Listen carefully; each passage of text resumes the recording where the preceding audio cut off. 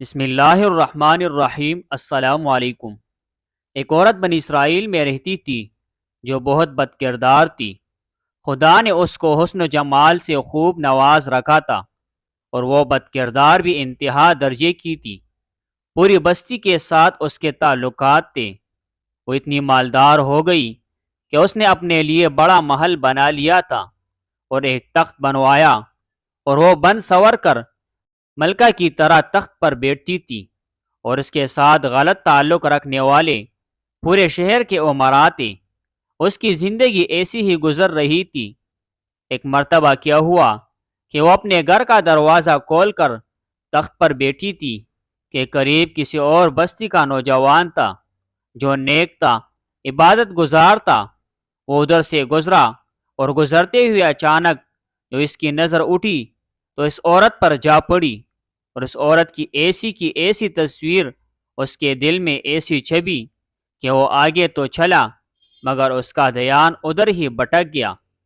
پھر وہ مراقبہ میں، ذکر میں، تسبیحات میں، تلاوت میں جب بیٹھتا تو اس کا دل ہی نہیں لگتا تھا۔ اس نے روزے بھی رکھے لیکن خیال نہ نکلا۔ اس نے اپنے آپ کو تکلیف بھی پہنچائی، کئی دن اپنے آپ کو بھوکا پیاسا بھی رکھا مگر اس کے دل سے خیال نہ نکلا، حتیٰ کہ ایک دن اس نے سوچا کہ جب اس خیال سے میری جان چھوٹتی ہی نہیں تو میں جاتا ہوں۔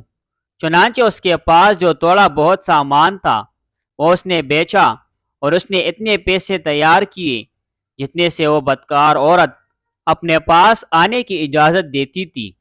وہ اس عورت کے پاس آیا، وہ اس کو پیسے دے کر اس کے پاس چارپائی پر بیٹھ گیا، بات چیت کرنے لگا۔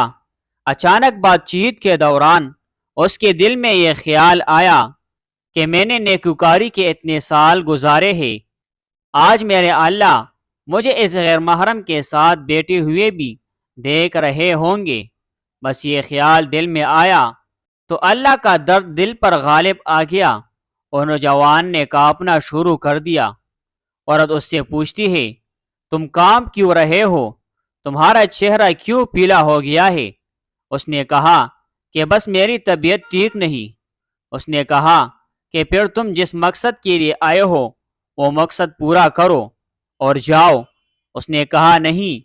وہ بڑی حیران ہوئی کہ آج تک میں نے اپنی زندگی میں کوئی ایسا مرد نہیں دیکھا جو میرے قریب اس طرح چارپائی پر آ کر بیٹھے اور پھر برائی کیے بغیر چلا جائے۔ یہ نوجوان کیسا ہے؟ مگر نوجوان نے کہا اچھا میں جاتا ہوں۔ اس نے کہا تم کون ہو؟ کیا ہو؟ اس نے بتایا کہ میں اس نام کا بندہ ہوں اور فلانی بستی کا ہوں، اور میرے دل میں یہ خیال آ رہا ہے کہ میں نے اتنی عمر مصلی پر بیٹھ کر گزار دی، آج میرا اللہ مجھے تیرے ساتھ بیٹھے ہوئے بھی تو دیکھ رہا ہے۔ بس اس کے بعد اس نوجوان کی آنکھوں میں آنسو آ گئے اور وہ چل پڑا۔ اب وہ چلا تو اس عورت کو جو تھوڑی دیر کی صحبت ہو گئی اس کی برکت اس کو مل گئی۔ چنانچہ عورت کے دل میں خیال آیا کہ یہ کنوارا نوجوان اتنا اللہ سے ڈرتا ہے جبکہ اس نے گناہ بھی نہیں کیا، اور میں تو سارا دن اور ساری رات گناہوں کا مرتکب ہونے والی ہوں، میں تو خدا سے ڈرتی ہی نہیں۔ اس کے دل میں شرمندگی پیدا ہوئی، ندامت ہونے لگی کہ کروں تو کیا کروں۔ دل میں خیال آیا کہ اچھا چلتی ہوں اور حضرت موسیٰ علیہ السلام سے پوچھتی ہوں کہ کیا میرے لیے بھی توبہ کی کوئی صورت بنتی ہے۔ وہ اپنے گھر سے نکل کر کھڑی ہوئی۔ اب اس کو بستی کا ایک ایک بندہ پہچانتا تھا، وہ ایسی نامی گرامی چیز تھی۔ وہ چلی اور جا کر حضرت موسیٰ علیہ السلام کو جو دیکھا تو وہ اس وقت بنی اسرائیل کے لوگوں کو نصیحت فرما رہے تھے۔ اس نے کسی آدمی کے ذریعے پیغام بھیجا کہ حضرت موسیٰ علیہ السلام سے جا کر کہو کہ میں آپ سے ملنا چاہتی ہوں۔ اب جس کو پیغام دیا وہ بیوقوف تھا۔ کچھ پیغام پہنچانے والے بھی تو بیوقوف ہوتے ہیں جس کو ڈنگ ہی نہیں آتا پیغام پہنچانے کا۔ اس خدا کے بندے نے سیدھا جا کر سب کے سامنے کہہ دیا کہ حضرت آپ سے فلاں عورت ملنے آئی ہے۔ حضرت موسیٰ علیہ السلام نے نام سنا تو آپ کو بہت جلال آیا کہ لوگ کیا سوچتے ہوں گے کہ ایسی عورت ان سے ملنے کے لیے آئی، ان کا کیا تعلق اس سے؟ حضرت موسیٰ علیہ السلام نے غصے میں کہہ دیا کہ اس سے کہو چلی جائے، میں اس سے نہیں ملنا چاہتا۔ اس بیوقوف نے آ کر کہا کہ میں نے بات کہی تو حضرت موسیٰ علیہ السلام بڑے ناراض ہوئے، وہ تو بڑے خفا ہوئے تم سے، وہ ڈر گئی۔ اس نے کہا کہ میری بدکاریاں ایسی ہے کہ اللہ مجھ سے پہلے ناراض تھا اور اب اللہ کا نبی بھی مجھ سے بات نہیں کرنا چاہتا، میرے لیے تو اب دنیا میں کوئی ٹھکانہ نہیں۔ بڑے اداس اور بوجھل قدموں کے ساتھ وہ وہاں سے واپس آئی اور اسے سمجھ نہیں آ رہی تھی کہ وہ کیا کرے۔ اب وہ حیران تھی کہ اللہ کے نبی نے بھی میرے ساتھ بات کرنا گوارا نہ کیا، میں اتنی گری ہوئی چیز ہوں کہ وہ بات کرنا بھی نہیں چاہتے۔ چنانچہ وہ گھر آئی اور اس نے گھر کی کنڈی لگائی۔ اس نے اپنے کسی بڑے سے سنا ہوا تھا کہ بندہ جب اپنے رب کو منانا چاہے تو اس کو چاہیے کہ اس کے سامنے سجدہ کرے، چنانچہ اسے اور کوئی طریقہ نہیں آتا تھا۔ گھر کی کنڈی لگا کر ایک جگہ اس نے اللہ کے سامنے سجدہ کیا۔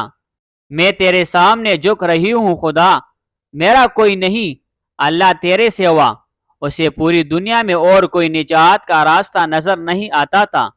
پھر اللہ کی شان دیکھیے، اس نے رات گزاری۔ اگلے دن اس کے دل میں خیال آیا کہ میں عورت ذات ہوں، اکیلے مکان میں رہتی ہوں، ایک میری خادمہ ہے، تو میں اگر نیت کر بھی لوں تو جتنے لوگوں نے میرے ساتھ بدکاریاں کی ہے وہ تو مجھے اس میں نہیں رہنے دیں گے، تو بہتر یہ ہے کہ میں اس جگہ کو چھوڑ کر چلی جاؤں۔ تبھی اس نے فیصلہ کر لیا کہ میں یہاں سے چلی جاتی ہوں۔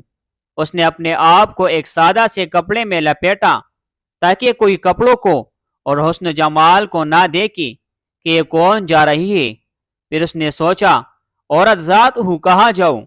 دل میں خیال آیا کہ وہ جو نیک نوجوان تھا جس کے دل میں اللہ کا اتنا خوف تھا کہ وہ اللہ کے ڈر سے کانپ رہا تھا، کیوں نہ میں اس نیک بندے کے پاس چلی جاؤں، اس کی خادمہ بن کر رہ جاؤں، ممکن ہے وہ مجھے نکاح میں ہی قبول کر لے۔ یہ اس بستی کی طرف چل پڑی۔ چنانچہ ڈھونڈتے ہوئے اس بستی میں اس کے گھر پہنچی اور گھر والوں سے کہا کہ میں فلاں بندے سے ملنے کے لیے آئی ہوں۔ تو انہوں نے کہا کہ اس کا ذکر و عبادت کا معمول ہے اور وہ کمرے سے اتنے بجے نکلتا ہے، تم انتظار کر لو۔ چنانچہ اس نے کہا بہت اچھا، یہ انتظار میں بیٹھ گئی۔ جب انتظار کرنے بیٹھی ہوئی تھی تو اچانک اس نوجوان نے دروازہ کھولا اور اس کی نظر اس عورت پر پڑی، یہ سامنے بیٹھی ہوئی تھی۔ جب نوجوان نے عورت کا چہرہ دیکھا تو اس کو اپنا وہ وقت یاد آ گیا کہ وہ کون سا وقت تھا۔ میں اپنے مسلح کو چھوڑ کر بالآخر اس کی چارپائی پر جا بیٹھا تھا، تو اس نوجوان کے دل پر خوف طاری ہو گیا کہ کہیں یہ میرا ایمان خراب کرنے تو یہاں نہیں آ گئی۔ میں نے تو اتنی مشکل سے اس کا تصور ذہن سے نکالا تھا۔ نوجوان پر اتنا خوف طاری ہوا کہ وہ وہیں پر گرا اور اس کی جان ہی چلی گئی۔ اب اس کی وفات پر گھر والے بھی رنجیدہ اور اس عورت کو بڑا ہی غم تھا۔ خیر 3 دن کے بعد اس عورت نے اس کے گھر والوں کو بتایا کہ میں تو اس نیت سے آئی تھی، تو انہوں نے کہا کہ اب وہ تو اس دنیا سے چلا گیا، اس کا ایک بھائی ہے، اگر تم مناسب سمجھو تو ہم اس سے پوچھ لیتے ہیں، اگر وہ تمہارے ساتھ نکاح کر لے تو تم اس کے ساتھ نکاح کر لو۔ جب بھائی سے پتہ کیا تو اس نے کہا ٹھیک ہے کہ اگر پہلے یہ ایسی عورت رہی ہے اور اب توبہ کی نیت کر چکی ہے تو میں اس کو اپنے نکاح میں قبول کر لوں گا۔ چنانچہ اس عورت کا اس کے بھائی کے ساتھ نکاح ہوا اور اس عورت کو اللہ تعالیٰ نے 7 بیٹے عطا فرمائے اور وہ 7 بیٹے بنی اسرائیل کے اولیاء میں سے گزرے۔ ایسی بدکار عورت بھی اگر توبہ کرتی ہے تو اللہ تعالیٰ اسے 7 ولیوں کی ماں بنا دیتے ہیں۔